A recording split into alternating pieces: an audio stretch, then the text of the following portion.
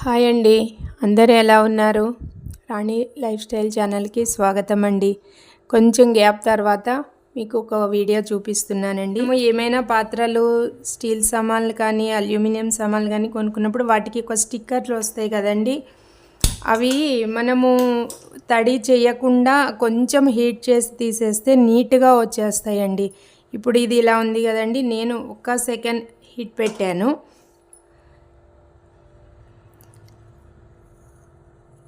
ఇలా నీట్గా వచ్చేస్తుందండి.